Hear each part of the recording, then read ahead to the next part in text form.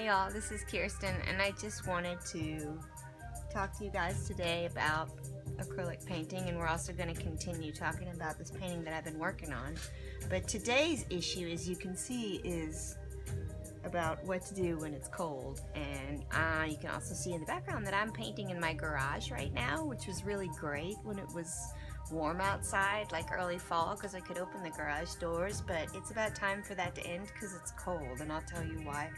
Your acrylic paints like a climate-controlled environment, but if you freeze them, they will turn chunky and nasty and they will not survive. So you have to store your acrylic paints in a fairly warm area.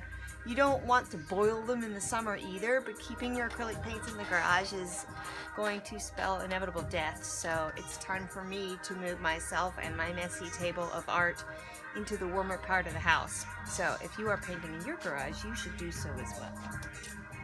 Now we're going to talk about the painting that I showed you on my last video, which has evolved quite a bit.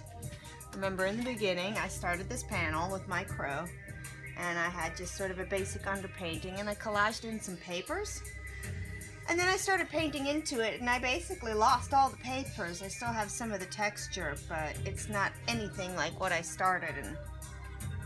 And there's always this sort of inevitable crisis that comes when you overwork a piece at some point in the piece.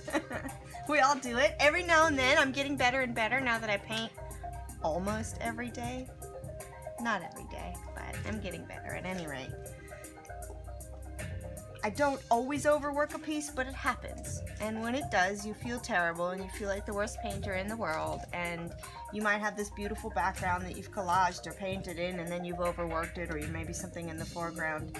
And the beauty of acrylics is that even if you reach a point where it's just not what you wanted, you can keep going. So probably I'm going to entirely rework this background because right now it's a mess to me, and that's okay. It doesn't mean throw away the painting or prime over it and feel like you have to start over. You just keep moving.